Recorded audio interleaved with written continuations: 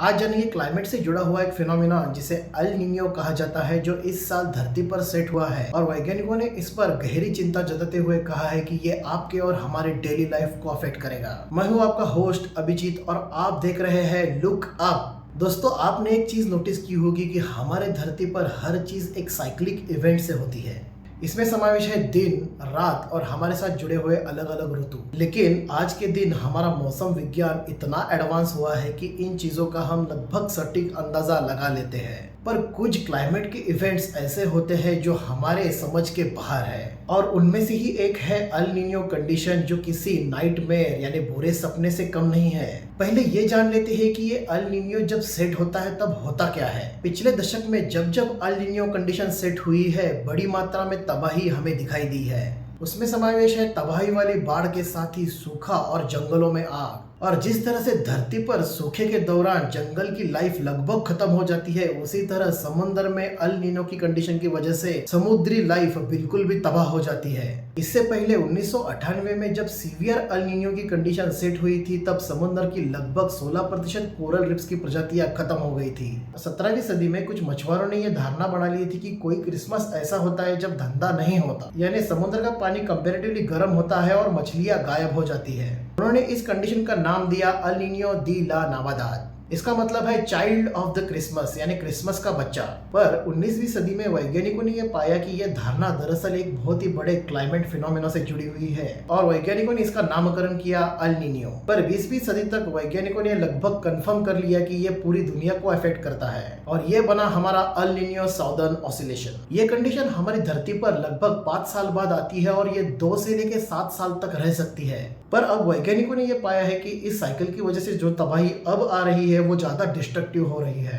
इससे पहले मैं आपको ये अल नीनियो और ला नीना क्या है ये साइंटिफिकली बताऊं, सबसे पहले हम जान लेते हैं कि नॉर्मल कंडीशंस में पैसिफिक ओशन में क्या होता है। पैसिफिक ओशन में नॉर्मल कंडीशंस में इक्वेटर पर पूरब की तरफ से जो हवाएं चलती है वो पश्चिम की दिशा में फ्लो होती है और ये हवाएं बहती है हमारी धरती के घूमने की वजह से, जिसे हम कोरियोलिस इफेक्ट कहते हैं। अगर हमारी धरती नहीं घूमती तो ये हवाएं नॉर्थ पोल से लेके इक्वेटर तक और साउथ पोल से लेके इक्वेटर तक घूमती, क्योंकि इक्वेटर पे हमेशा लो प्रेशर होता है और पोलर रीजन्स जो होते हैं वहाँ पे हाई प्रेशर होता है। और नॉर्मल कंडीशंस में जब ये हवाएं इक्वेटर तक पहुंचती है तो वो 30 डिग्री उत्तर और 30 डिग्री दक्षिण की तरफ मूव होती है और इस बेंड होने की जगह को कहते हैं हॉर्स लैटिट्यूड, जो नॉर्थ और साउथ पोल दोनों में मौजूद है। और ये दक्षिण और उत्तर गोलार्ध से चलने वाली हवाएं एक दूसरे में मिक्स करने का काम भी करता है और इन हवाओं को कहा जाता है ट्रेड विंड्स। इससे होता यह है कि समुद्र में जो दक्षिण अमेरिका की तरफ ठंडा पानी है वो एशिया की तरफ आता है और एशिया की तरफ का गर्म पानी अमेरिका की तरफ जाता है। अब इस पानी को ठंडा करने के लिए समुद्र की सतह का पानी ऊपर आने लगता है और इसे अपवेलिंग कहा जाता है।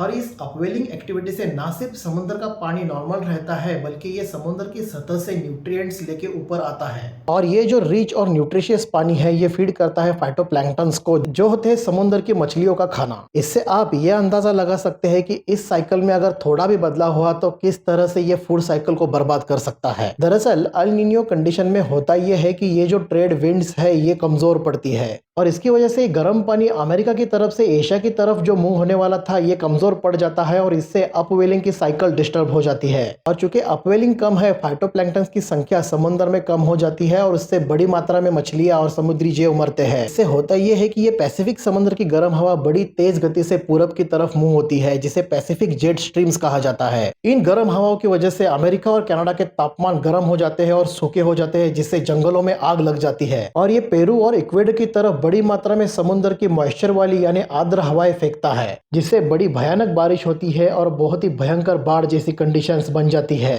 अब ये जानते हैं कि अल नीनियो कंडीशन का हमारे मॉनसून पे क्या असर होता है। अल नीनियो के कंडीशन की वजह से हमने ये जो पैसिफिक जेट स्ट्रीम्स देखी, ये इंडियन ओशन के ऊपर से घूमती है और इंडियन ओशन की सतह का तापमान बहुत ही कम कर देती है और इसके वजह से मानसून के बादल कम बनते हैं और ये इंडियन सब कॉन्टिनेंट में कम बारिश देते हैं। इसके विपरीत ये बड़े बड़े तूफानों को जन्म देते हैं जो जान माल का भारी नुकसान करते हैं। इससे जुड़ी हुई और इससे एग्जैक्टली अपोजिट एक कंडीशन होती है जिसे कहा जाता है ला नीना। उसे हम आने वाले एपिसोड्स में जरूर डिस्कस करेंगे। आपको ये शो कैसा लगा मुझे कमेंट बॉक्स में जरूर बताइए। मुझे सब्सक्राइब कीजिए और बेल आइकन दबाना बिल्कुल भी ना भूलिए।